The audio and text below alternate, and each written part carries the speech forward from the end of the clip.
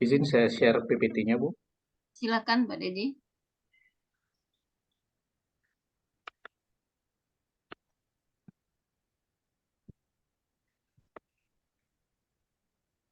Baik, apakah sudah terlihat ini Sudah PPT-nya? terlihat, sudah terlihat. Eh, izin saya memulai. Silakan, Pak Dedi. Assalamualaikum warahmatullahi wabarakatuh. Hari ini kita bertemu lagi dalam perkuliahan Manajemen Kewirausahaan dan UKM, di mana materi hari ini adalah model bisnis di pertemuan kita yang ke-6. Nah, sebelum saya memulai, mungkin ada baiknya kita berdoa bersama eh, sesuai dengan agama dan kepercayaan masing-masing, agar proses pembelajaran kita pada hari ini berjalan dengan lancar. Berdoa mulai, berdoa selesai. Ya, sebelum masuk ke materi inti, saya akan memperlihatkan sebuah video yang nantinya bisa diambil pesan yang ingin disampaikan dalam video ini. Mungkin kepada teman-teman di kelas ini mohon diperhatikan sehingga nanti saya akan menanyakan apa makna dari pesan yang disampaikan.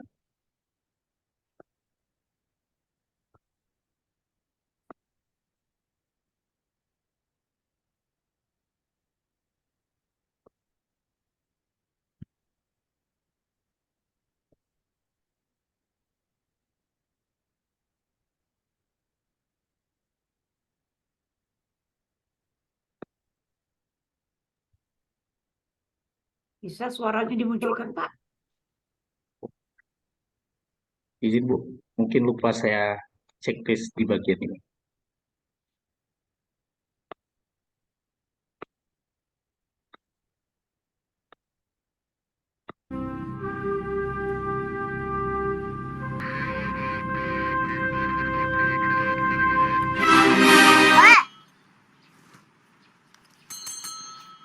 Intip, Pak.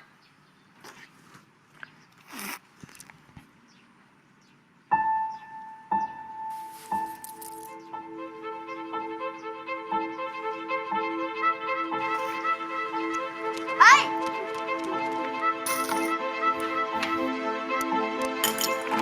Cóต้อนรับสู่รายการ อ้อมโลกผ่านดาวเสาร์จนค้นพบโลกใหม่ เด็กคนนี้มีแววอัจฉริยะผู้ที่จะคิดค้นโลก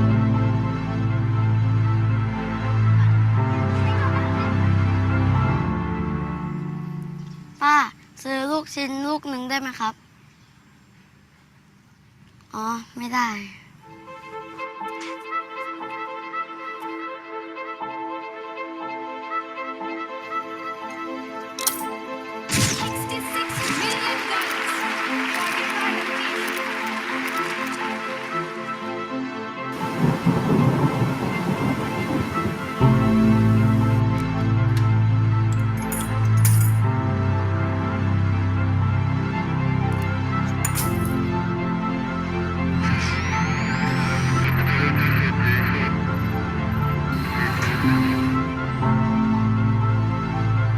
จะอิ่มเหรอ Hãy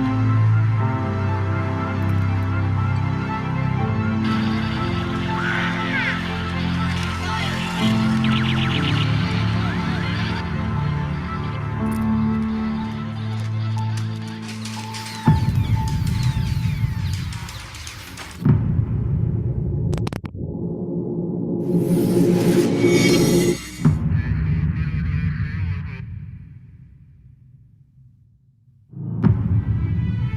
bỏ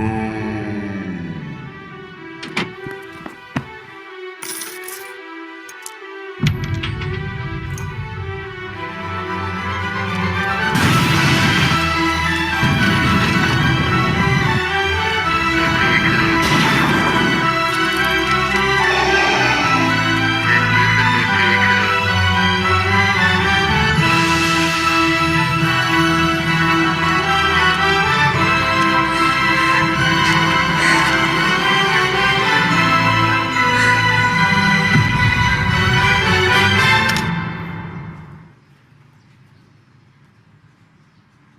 ค่าเงินลดลงทุกวัน เก็บอย่างเดียวไม่พอ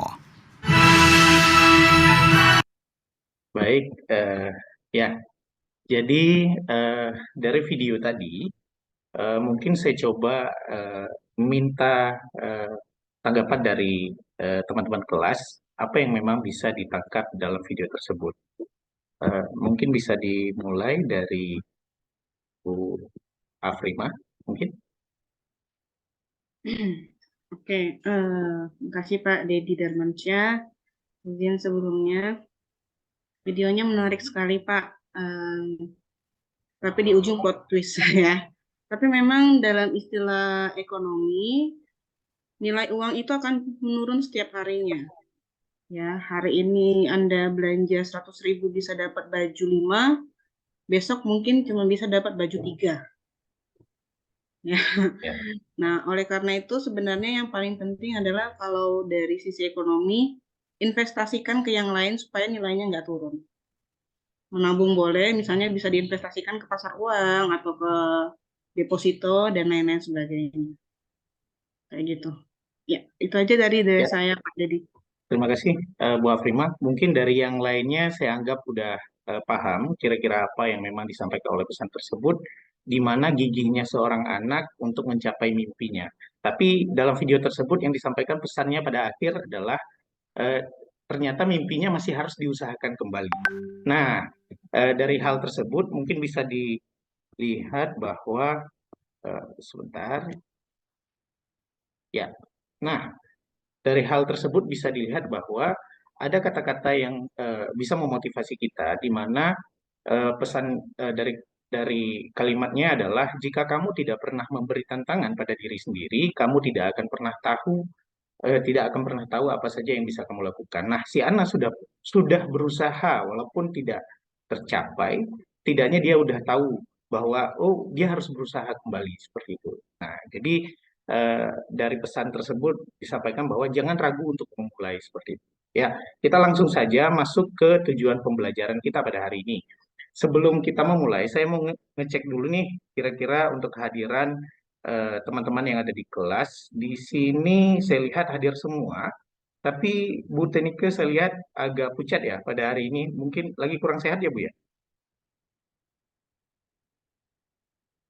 Ya, mungkin Bu Tenike lagi kurang sehat. Ya, nah, dijaga kesehatannya Bu, biar nanti untuk pelaksanaan kegiatan pembelajaran selanjutnya bisa hadir terus full sampai akhir semester. Ya, lanjut. Tujuan pembelajaran kita pada hari ini adalah mahasiswa atau peserta kelas itu mampu merancang desain kelembagaan nantinya setelah selesai dari materi kita pada hari ini. Oke, langsung saja terkait dengan materi kita pada hari ini adalah model bisnis, di mana saya coba mengutip definisi dari Alexander Osterwalder bahwa model bisnis itu sebagai cara perusahaan atau bisnis menciptakan, memberikan, dan menangkap nilai. Nah, Alexander Osterwalder ini adalah penemu dari metode bisnis model kanvas untuk memetakan model bisnis sehingga lebih mudah untuk dilihat. Oke, kita langsung next. Di sini dari penjelasan saya tadi ada 3 poin yang harus kita dapatkan, yaitu adalah menciptakan nilai, memberikan nilai, menangkap nilai.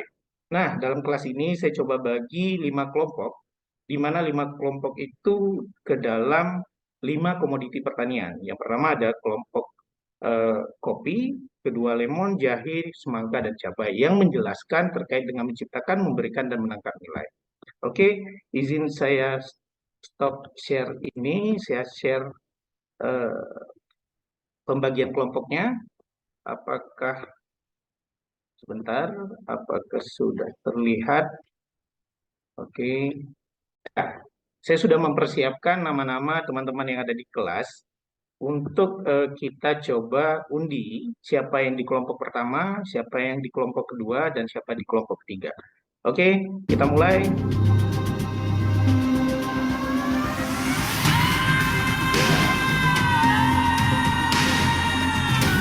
Baik, di sini ada kelompok pertama, itu Bu Fitri yang akan memimpin.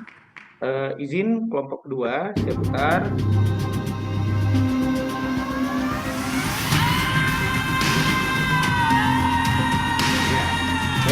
sini ada Bapak Deddy Darmansyah yang nantinya akan di kelompok kedua. Oke, dan seterusnya kita kembali ke dalam slide.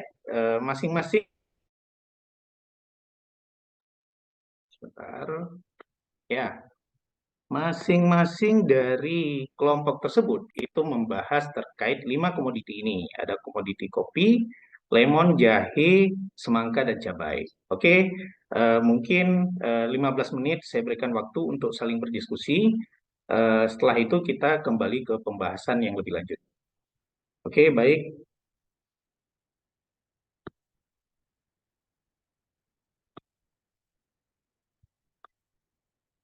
Ya, nah dari hasil diskusi kelompok-kelompok tadi, itu saya melihat bahwa sebagian besar teman-teman sudah menjabarkan terkait 3 komponen tadi.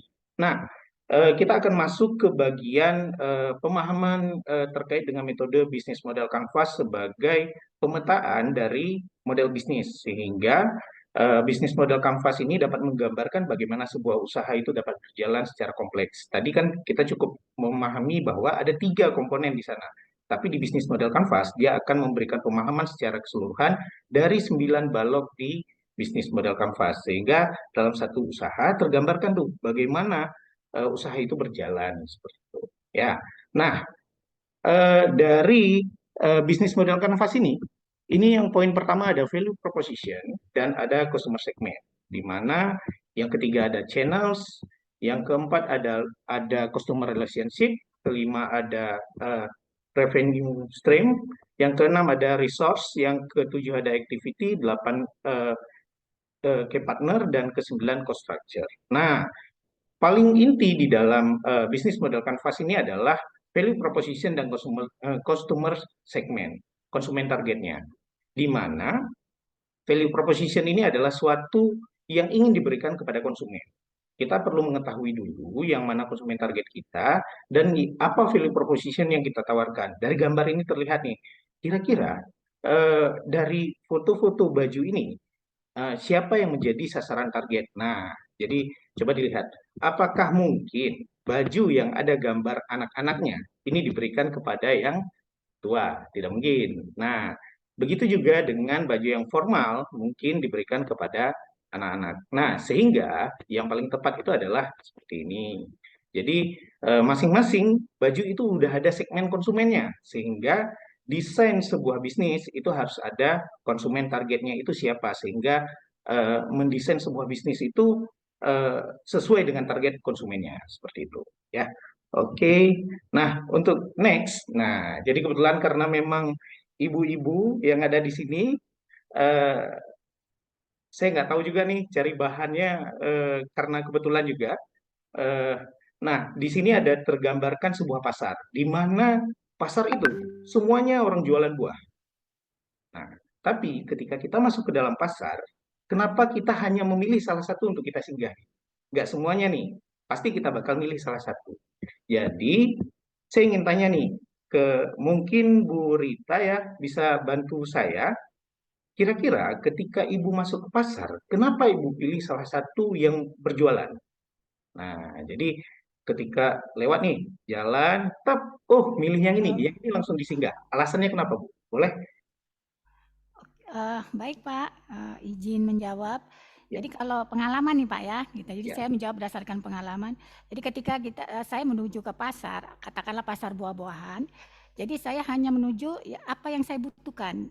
Yang dari rumah sudah saya rencanakan, misalnya mau beli jeruk, maka saya menuju di mana yang ada jual jeruknya, yang menurut konsep saya jeruknya manis, karena kan saya agak tahu bentuk jeruk yang manis dan yang jeruk yang nggak manis, warnanya dari warna. Nah kemudian dari sikap penampilan dan lain sebagainya dari yang pedagangnya, kan kita kan karena sudah sering pengalaman pedagangnya ramah dan sebagainya. Nah kita menuju ke sana dan harganya mungkin lebih bisa kita tawari. Itu alasannya untuk mungkin dari saya Pak. Ya. Baik, terima kasih Bu Rita. Mungkin yang lainnya juga tidak jauh bakal sama alasannya kenapa memilih salah satu yang berdagang di sana. Nah, saya coba menyampaikan terkait apa yang memang saya dapatkan informasi kenapa seseorang itu pindah ke salah satu yang berjualan. Nah, di sini itu ada poinnya di mana yang berjualan itu bersih, buah-buahnya itu nggak kayak misalnya mungkin ada berdebu dan lain sebagainya. Buahnya juga segar seperti itu. Nah, dan buahnya lengkap seperti yang disampaikan oleh Bu Rita tadi. Apa yang dibutuhkan itu ada di sana seperti itu. Nah, jadi eh, apa yang membedakan satu usaha dengan usaha yang lainnya walaupun produknya itu sama, yaitu apa yang memang kita butuhkan ada di dalam satu toko itu. Seperti itu. Apa yang kita inginkan, bersih, segar, lengkap, oh rupanya ada di satu tempat, kita langsung singgah ke sana. Ya, itu mungkin gambaran value proposition. Nah, ini dia. Kalau untuk bisnis model Canvas secara lengkap, ini gambarannya, di mana value proposition ada di sana, customer segment ada di sana, dan 9 komponen yang lain saya jelaskan semuanya ada di sana. Jadi, dalam satu bisnis, ketika semuanya sudah tergambar di dalam sana, sebuah bisnis itu lebih mudah untuk menghilangkan satu komponen. Kalau misalnya ternyata, oh rupanya di dalam bisnis tersebut si anak-anak ini kurang dalam pembelian dan terlalu besar biayanya dalam satu bisnis sehingga komponen ini bisa dihilangkan. Nah, bisa terlihat dalam PPT-nya kalau konsumennya anak-anak itu hilang, maka ada beberapa komponen lain di bagian yang lain itu hilang. Seperti ini, ya. Nah, sehingga ini sangat efektif untuk diterapkan dalam sebuah bisnis sehingga si pelaku usaha dapat mengkontrol, mendesain secara lengkap bagaimana bisnis yang dia jalankan. Oke, selanjutnya, nah terkait dengan nilai, dari mana nilai itu lahir? Nilai itu lahir dari poin ada permasalahan yang ada di masyarakat. Nah, ketika permasalahan itu ada, peluangnya apa? Peluangnya ada di bahan baku, plastik yang tidak digunakan. Kalau misalnya di bawah konsumen yang malas belanja keluar karena macet.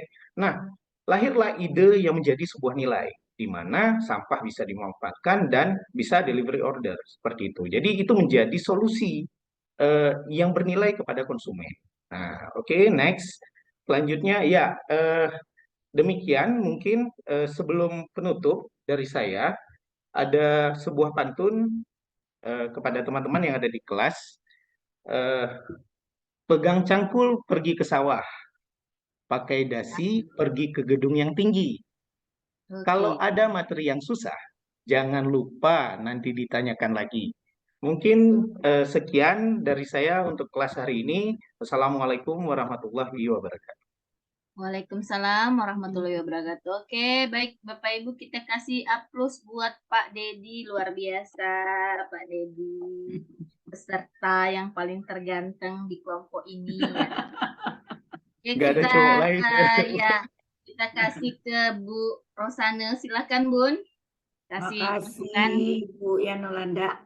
Ya betul, ini Pak Dedi di sini nggak ada saingan ya. Ganteng sendiri beliau di sini. Oke Pak Dedi, gimana tadi rasanya Pak Dedi? Udah ngajar? Ya Bu, itu memang dari materi saya di kelas, cuma banyak desain yang saya ubah berdasarkan pembelajaran dalam Pekerti ini Bu. Jadi Kira-kira yang lumayan mana? interaktif yang bisa saya terapkan nantinya. Nah, kira-kira yang mana yang ditambahkan selama Pekerti terhadap yang tadi? Di bagian yang pertama itu adalah video yang saya tampilkan untuk motivasi. Yang kedua ada di bagian tujuan pembelajaran. Saya tidak pernah membahas pada mahasiswa terkait dengan tujuan pembelajaran pada hari ini. Terus selanjutnya ada di bagian pengundian Bu. Jadi saya kebiasaan itu selalu pegang absen aja. Jadi kurang menarik kalau misalnya membagi kelompok. Jadi untuk sekarang ini udah ada alternatif. Oh, kalau saya mau bagi kelompok dengan tadi aplikasi online, jadi kelasnya lebih menarik nantinya Bu. Mungkin itu. Oh, oke. Artinya udah mencoba ya Pak, memasukkan ilmu-ilmu Pekertinya ke dalam. Oke, baik. Jadi kita dengar dulu komentar dari teman-teman. Gimana Ibu Rita setelah melihat Pak Dedi tampil si ganteng sendiri nih? Terima kasih Bunda atas waktunya. Iya, memang nih Bunda, apa namanya, Pak Dedi jadi apa namanya primadona kita hari ini. dari ya karena satu-satunya yang ganteng, kemudian yang kedua dari materi yang diberikannya sudah mengikuti pembelajaran kita, sudah diterapkan dari yang sudah menggunakan metode TEPRAK ya, TEPRAK yang kemarin diajarkan kemarin Profesor apa saya lupa. Nah, itu diajarkan cara namanya sudah ada ini ya aplikasinya. Jadi saya rasa Pak Dedi ini sudah memberikan kemajuan yang luar biasa, sudah menunjukkan, sementara kita masih yang di bawah standar nih Bunda. Demikian dari saya, Bunda. Oke, terima kasih Bu Rita. Jadi udah ada nilai tambahnya ya Bu Rita ya ketika Iya, kita lihat Bunda. Pak Dedi. Udah coba terapkan apa yang dia tahu selama ini, selama Iya. pekerti ya. Oke, Ibu Aprima, gimana lihatnya Pak Dedi tadi? Ya, udah bagus banget Bu. Saya kalah sama Pak Dedi. Ya kalah, beliau laki-laki. Ibu perempuan. Ya, Iya. oke, ikut menginspirasi ya Pak Dedinya Mm-mm. ya. Oke, terima kasih. Ibu Fitri sudah bisa suaranya kita dengar nggak ya?